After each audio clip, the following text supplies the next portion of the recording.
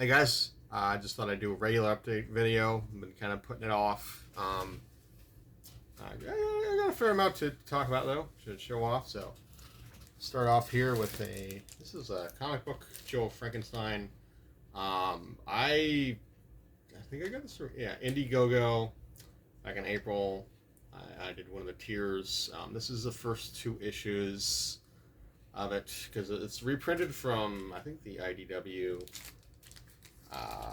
It was originally published by IDW and Graham Nolan. I think he's the writer and illustrator. Creator, co-writer, and illustrator, and then Chuck Dixon also wrote it from Batman. It looks pretty cool though. You know, I like variations on the Frankenstein story. I've always kind of enjoyed those, so I'm sure I'll like this one. This is a bookmark. I'm not going to read the letter there. And there's a sticker. I'll drop the sticker too. Why not? I can get it. I think you can still get this, but I'm not sure. You might have to go directly to Graham Nolan and order for him. But yeah, I look forward to reading it. Really don't show off comics, but if it's something special, then take that to the back here. Okay. But if it's something special like this, I'll show it off and talk about it. So, I think I only have one DVD in this whole pile, and that's Lost Souls, the Shaw Brothers movie. I'll be checking this out soon. I had it on my hard drive, but I figured I had a physical copy. Now think of it this way: what I have on a hard drive is essentially a backup, right? Or either way, it's a backup, yeah. So, 1980. I heard this one's pretty brutal, one of the more shocking Shaw Brothers movies, but I watched Cannibal Holocaust. I imagine this is a bit more shocking than that. I'm not sure, but I suppose it is somewhat subjective. But yeah. My Blu-rays, just a couple loose ends here. Batman, the new McKinney Gotham. I could have got the 4K, but the Blu-ray is cheaper. I like this one. I thought it was pretty good. Sort of Lovecraftian Batman. I'm not going to say too much about it. But yeah, it's worth checking out. I haven't seen a lot of DC animated movies.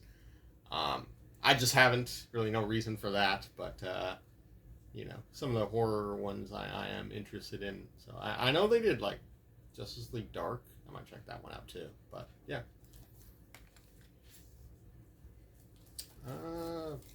Calvera. I think I got this from deep discount. I know some cover. It was a bit cheaper just to buy there from Vinegar Syndrome. Like because they did the partly one month. I think it was last month, if I'm not mistaken. The thing is with that though, they're not really sales. They're just sort of promoting their partner labels. So I don't know. I kind of wish they did sales, but I guess the fact that they did a halfway to Black Friday sale prior to that, it wouldn't really make sense for them to just lower the prices on the following months, because then they'd be kind of, I don't know, losing more money or something. I don't know. I don't work for them, so yeah. But still, it's cool that they promote them. Shinjuku Incident. This is a Jackie Chan movie. This is one of his more serious roles, and I like this one. Pretty good movie. Basically, Jackie Chan plays an immigrant from China. He's an illegal immigrant. He goes to Japan. He tries to find work there, and he gets involved with the Yakuza and violence and bloodshed and all that ensues. This is actually quite a lot of features on it too. Some of which, yeah, I haven't watched all the interviews on this, but yeah, I would probably revisit this one. I feel like it has layers to it. One was worth watching, and I had it on my DVR, but it was an English dub, so I figured, I'm not gonna bother with that. I'll just get the Cantonese. I think it's Cantonese. Yeah. In Japanese, original language, yeah, worth a watch. especially if you like Yakuza movies. And I don't think Jackie Chan. I don't think he's in any other movies like that. So it's a different. It's a change of pace for him for sure. I don't know if I showed these ones off already, but more Hong Kong horror, centipede horror. This one looks pretty wild. And then Red Spells Red. I had this on my hard drive, but I figured out I was getting a physical copy of it. More likely to watch it if I can actually see it and hold it. But yeah, this looks pretty wild. I opted for the original artwork. I didn't really care for the new artwork. But I think you can still get these from Diabolic. They're standard editions or second printing or whatever. But still, I was glad to get them.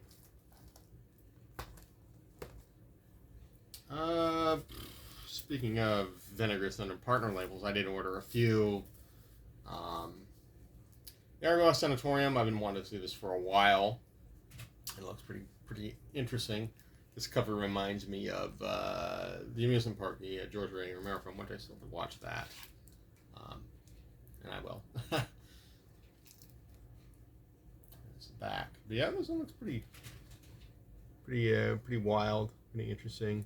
That glare kind of doesn't help, but yeah, this is a yellow veil, and I believe the slipcover sold out on this one. So no slip on this one. It sold out before I bought it, like months before I bought it, but that's okay. Irreversible, Gaspar Noé. Yeah, I've seen this before. I do want to check it out again. I remember it's pretty, it's not easy to watch, but it is kind of a trip in its own right, Yeah. I got Limbo, shot on video. I believe Tina Kraus directed this movie, and she stars in it. Look kind of interesting, and I believe it's sort of a descent into hell kind of movie, from what I understand. So, yeah. There's the back. A couple of photos there.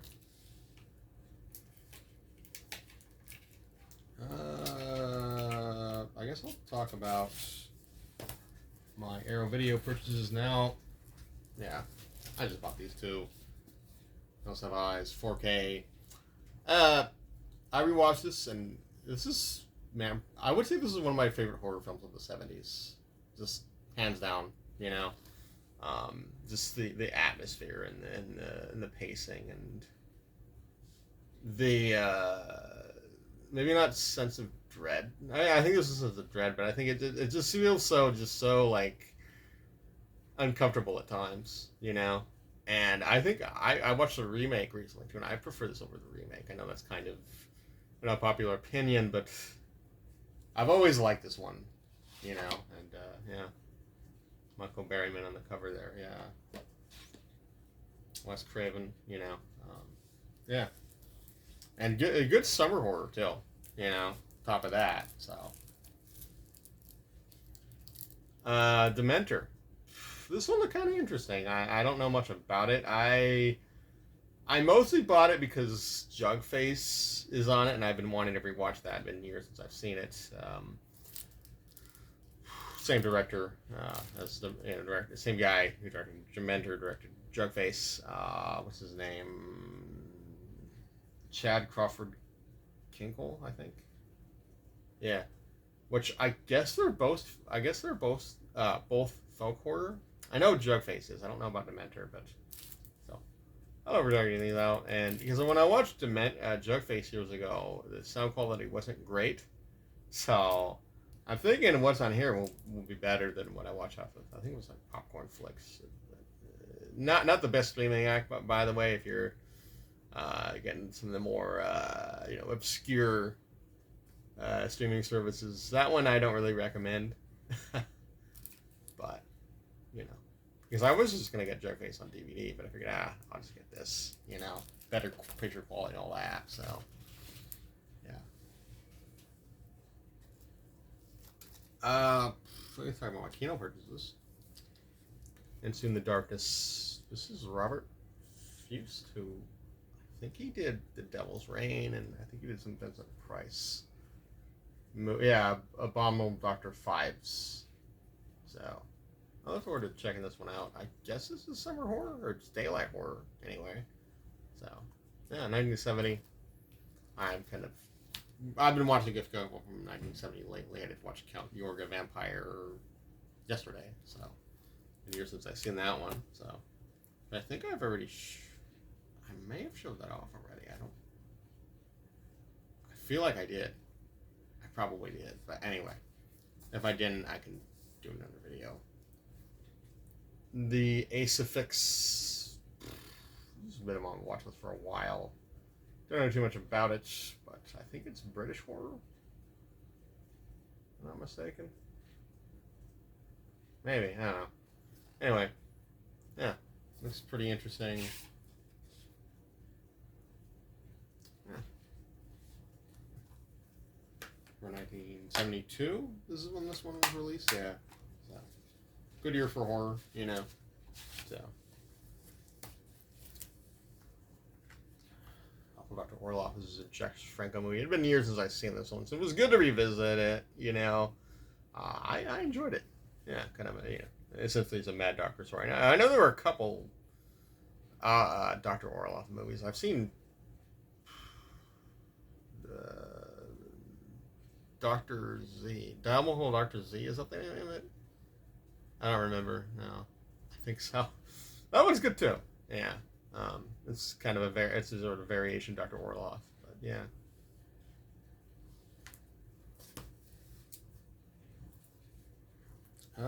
Blue Monkey. This is a fun little sort of creature feature, you know, sort of involves a giant insect, a giant ant. Sort of a throwback to 50s sci-fi in that sense, you know. Steve Railsback is in this one. It's fun, you know, I recommend it. Here's one I haven't seen in a while, and I'll be watching. I guess this is considered a summer movie. Bring me the head of Alfredo Garcia, Sam Peckinpah, you know, Warren Oates. Yeah, forward to checking this out again. I remember really liking it when I first watched it, so it should go well the second time around. The Comeback. I've been kind of interested in this one for a while. Pete Walker. I've only seen, I think it was House of Long Shadows. So far, this is the only movie of his I've seen, but I believe this is sort of a slasher film. It involves a musician, a singer, who pop star Jack Jones plays a singer who's haunted by the death of his estranged wife, and later go on confrontation with a killer in The Comeback. Okay, so yeah, a sleek and entertaining slasher film. Director Pete Walker. It is a bloody illustration of the cost of fame. That was interesting. Ooh, okay. Cut and Run. Another Michael Berrien movie. He's in this. Yeah, this is Rogerio Dido. One I've sort of heard about, but you know, I'll be checking it out soon. Looks fun. Yeah. Richard Lynch is in this as well. Yeah, Karen Black, Lettered Man, Willie Ames, I think it's his name. Seems like a decent cast. This one kind of caught my eye. The Love Butcher, I believe this is a slasher film that deals with an insane person or something like that. Yeah, I will be checking it out soon. The title, The Love Butcher, it kind of gets your attention too, you know. What I haven't seen years later. Shanghai, good noir. Yeah.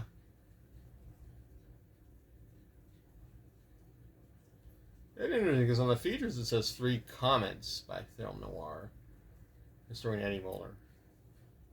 I don't know what that means because usually his commentaries he doesn't do.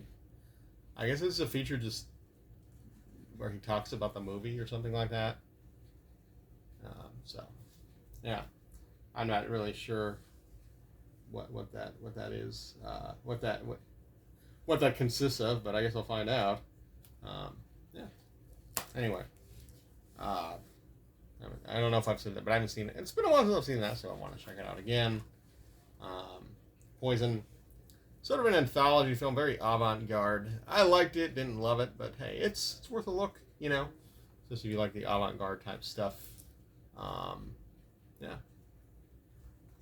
It is kind of, there's a gay man in this movie who's sort of mistreated. That is kind of disturbing, though. I'm not going to say what happens. But still, I you know, have my attention, you know.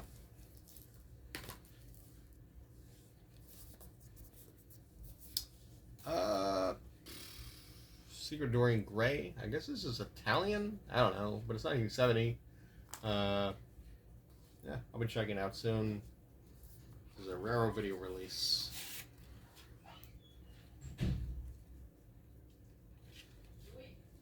I'm in the middle of something.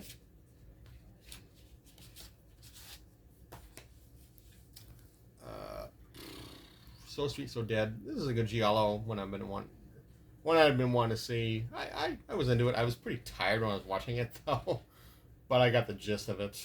You know, I think it was the day before, the day after this. I watched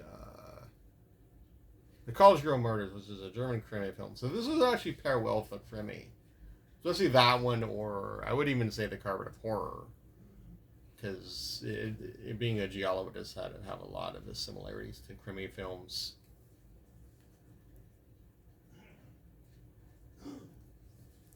Yep. But yeah, I like that one. One I don't know if this is Italian. It looks kind of like a Polizio Tesci though, but it's Street People is the title. I'm guessing Maurice Lucidi. Maybe it is Italian. I don't know. That's the director's name. But anyway, Stacey Keach and Roger Moore. This one looks fun. You know, one I've been wanting to check out for a while. Another one I haven't seen in, God, it's been years. The Stranger, Orson Welles. Sort of a noir type movie. And wanting to check out for, you know, been wanting to revisit. Yeah, I think the Kino set was back in. My nose itches. Sorry about that. Was back in like April, I want to say. Yeah. Here's an upgrade from my DVD, Tarantulas of the Deadly Chorale. I remember a fun little made-for-TV type tarantula movie. I did a review of it back on this channel a couple years back. Tom Atkins, Claude Akins, I think they're both in this. Yeah.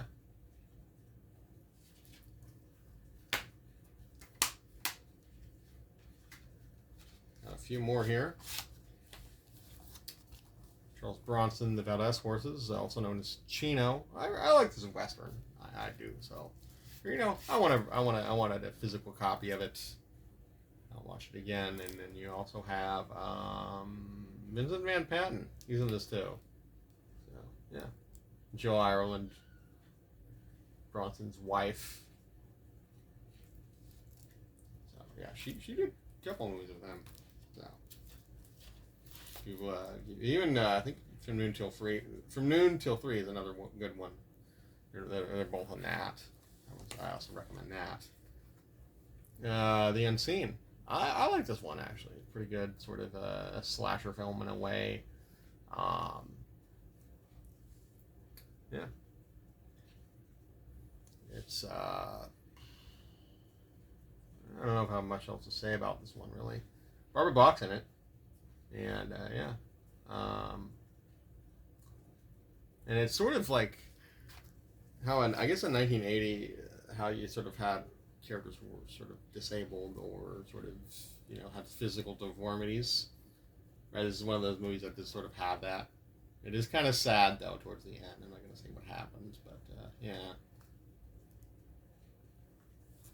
And here's one I hadn't seen in years, and it was good to revisit this. Escape from Alcatraz, 4K. Yeah. A little bit dark in some places, but still, I was able to tell what was going on for the most part. Yeah. Sort of a prison type movie. Clint Eastwood, there's a good cast in this one, actually. So, And then I'm going to show off one more thing and I'll be done here. And I'll probably eat. So, in the Line of Duty box set. I don't think I showed this off already. But if I did, oh well. Yeah, One Line of Duty 1 for 4 box sets.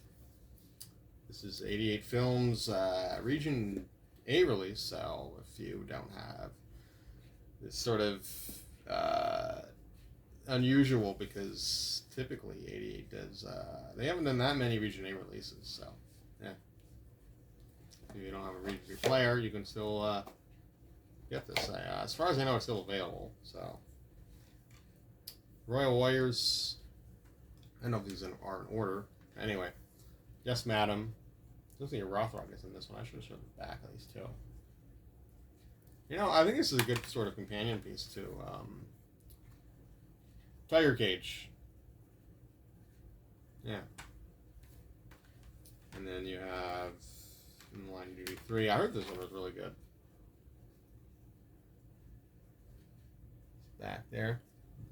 I'll show off the discs. Yeah, I don't know. Oh, that's interesting. These cases, I just noticed, these cases are they're sort of transparent, even though they're not clear. You can kind of see. I mean, they're clear, but they're also sort of a dark, sort of this, not really black, but yeah, sort of a clear black, I guess. So, yeah, In the Line of Duty 4.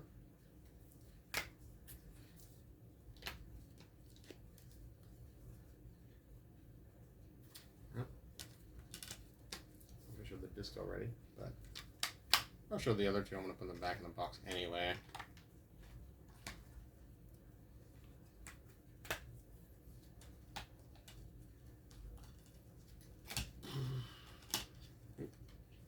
Okay.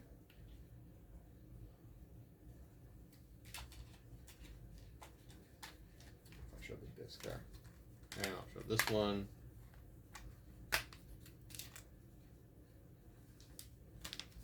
The poster. I don't know if I'm going to reverse these. I might just keep them as is. But still, it's cool that they have a reversible cover for these. And there is a book in this one, I think. Yes. I don't know if this is getting a standard edition. Maybe. I don't know. My thing, as far as I know, looks like there's some posters in there. I'm not going to show these off, but yeah.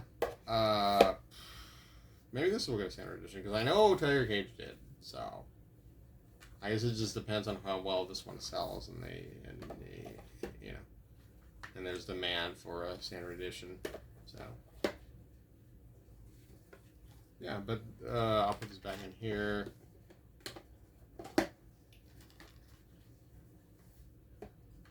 I'll be checking these ones out soon. Do enjoy Hong Kong action movies, Hong Kong horror as well. But yeah, that's it for now. Maybe a while till I do another video, so yeah, I'll do this one. You know, thanks for watching, and yeah, I hope you enjoyed checking this out as much as I enjoyed bringing this to you. That's it.